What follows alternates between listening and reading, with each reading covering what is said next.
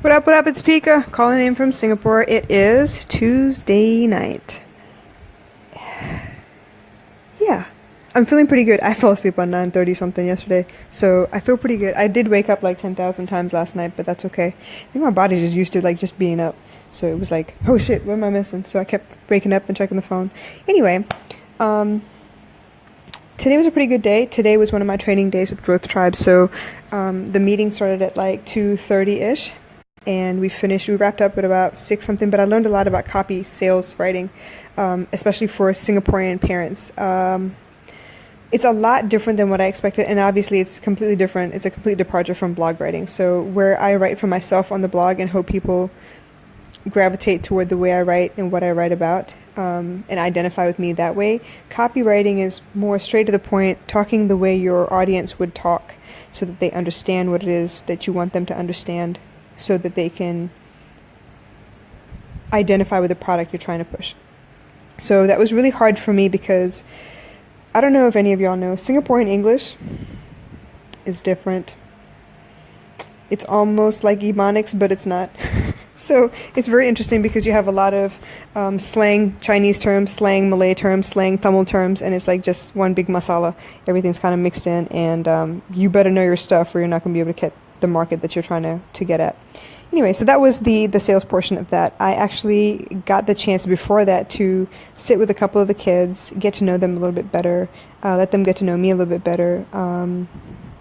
Just being around those children while they're studying and asking for questions, asking for help on stuff. It's actually really great. It makes me feel pretty good about the journey that I've been on thus far, and I feel pretty good about sharing who I am and having them maybe, I don't know, draw inspiration from it or feel better about where they are because they're not the only ones that are going through whatever it is they're going through. So I felt pretty good about the conversations I had today. Once I was done with the training, like I said, we were done by like 6 something, I ran off to go get little mama from school. And we had a couple of conversations. She's been having bad dreams again, y'all. I don't know what's going on, but she recently had a couple of dreams where she dreamt my ex came back and was trying to take her away from me. Just to hurt me, which is strange because that's not actually something he would do, but for some reason she got it into her head. And then she got it into her head that there was another guy that was trying to kill me or something, and he like cut me into pieces. I don't know, something strange, like cutting me with a knife into pieces, and she was like freaking out.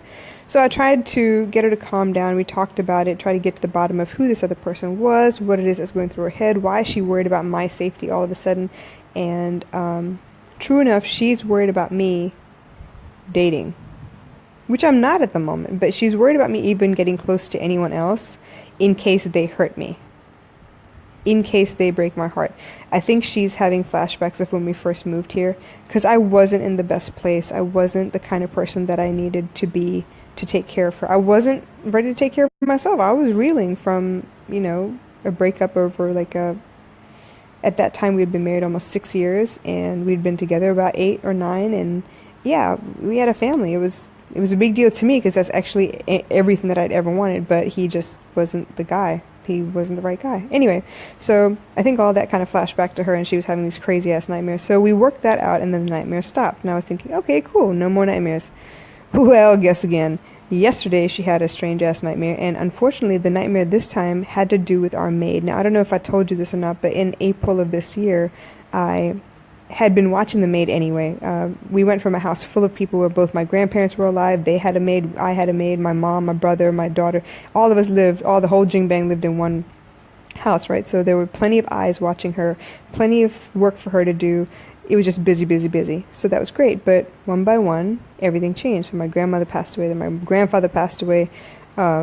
Before my grandfather passed away, their maid left. Then once my grandfather passed away, my mom left. Once my mom left, my brother left, and then it was just me, my daughter, and my maid. So actually she should have been happy. At least I think she would have been, because she only had like another year on her contract left. She didn't have that much work to do because I'm quite independent. I've never had to have a maid before. The only reason I got one is because my grandparents were too old to take care of my daughter on their own, and they thought it would be fair if I had a maid. So I went ahead and got a maid to balance out everything. Because at the time I was also working shift work, and I just needed someone around if I wasn't. So that worked out. But like I said, my brother left in November. So from November to April, I started seeing her act up. She wasn't cooking as much. When I'd get home, she'd ask me what I wanted for dinner and if I was going to make anything. And I was like, well, wait, didn't you make anything during the day? Like, what am I paying you for? So it started getting like weird, and I was like, what? I wasn't trying to be rude or nothing, but I was starting to pay more attention. And things like baby girl would come and tell me that she was doing this, that, and the other. She was taking a bath during the day, and she was left to watch TV by herself while the maid was taking a bath. Like, why is she taking a bath during the day? She takes a bath before I even leave for work in the morning. So I was thinking, what the hell is going on here? So like just a bunch of weird stuff that didn't add up. And then one morning, baby girl said that she left her in the playground because she had to go up to the house and get her phone. And I'm thinking, all right, that's it, no more. So that afternoon, she told me this April 7th in the morning on the way to school. And she was really worried because she knew something was going to happen. I was going to do something about it. And she was just really embarrassed. The only reason she told me is because she had to go pee, and she had to pee outside because the maid wasn't there. So long story short, I made all the arrangement I needed to make. I called the agent. I put together her last, month's salary, because I'm supposed to give her a month's notice. But I was not going to wait another month for her to be in the house and do something even worse, like something really bad happened. So I had the agent meet me. I came home from work early with baby girl, and I put her to go take a nap. And I was just doing work from home, pretending like everything was cool. She was talking to me like nothing was wrong. And the agent showed up at like 2 o'clock. We had a quick conversation where this woman, whatever she was, tried to tell me that it was baby girl's fault that she wouldn't come upstairs with her because she asked. And she said no. And I'm thinking, well, wait, aren't you the adult? Shouldn't you have told her to come up with you? Not ask her if she wanted to and then leave her downstairs with a 7-year-old. Anyway, so that was that. We had her pack her stuff right then, and she had to walk her out of my house, man. I just couldn't do it. So got rid of her. So back to the story at hand. This girl right now is having flashbacks for some reason, talking about, oh yeah, I had a dream and something was going on and there were strange people in her house, and then suddenly Samoka, which is her name, she appeared, just her head on the wall, and she was watching us. And I was like, what the heck? So creepy. And she actually happened to do a drawing of the whole scene at school today, which freaked the teachers out too. So I'm thinking, what the heck is going on? So I'm trying to figure out what's going on with her. But yeah, it's been really strange, and I feel like I don't know where it's coming from. We don't watch scary movies. We watched Camp Rock last night, and we've been watching like High School Musical, stuff like the feel-good Disney stuff, like nothing crazy, and I don't know where this craziness is coming from, but I need to dig a little deeper and we'll find out about that. But in the meantime, I want to talk to you about a reality check. Y'all know my best friend in the world lives in Canada, Vanessa. She had a Periscope this morning, and her topic was, what are you focusing on? And I gotta tell you, there was one line in her whole Periscope that kind of like overshadowed the whole thing. Like, oh my God, it's still ringing in my ears. She told us, what have you been working on? What are you focusing on from now to the end of the year? Because guess what? There's 16 weeks left. And I about fell out. I was in the middle of the street. I told her this earlier this evening. I was in the middle of the street listening to her damn Periscope, and I just stopped. I stopped, and I was like, what the oh my God, it's 16 weeks left? And don't even count 16 weeks. She broke it down. Yo, all of December is kind of like a write-off. So that's actually 13 weeks we have left of like active work that you could be doing in your business so that you aren't in the same place you were this year come 2018. Oh my goodness. So reality check for me, I need to stop spinning my wheels in all different directions and actually like hit the gas and turn the wheel and go somewhere.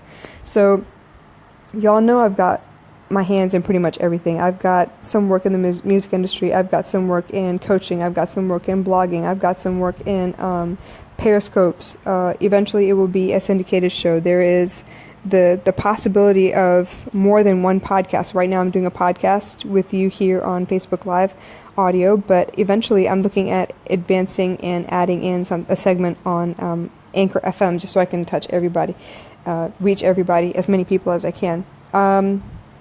Yeah, so I have a lot going on top of my 9 to 5 and on top of baby girl. And yes, it's a lot of work, but I try really hard to be present when she's awake so that when she does go to sleep, that's when all my my creativity like kind of kicks in and I kind of do all the other work that I need to do. But I've been thinking, there is one goal that I've had for a couple years, and I'm talking about like almost 7 years now, I don't know, that I haven't done shit with. And honestly, that was the original business proposal.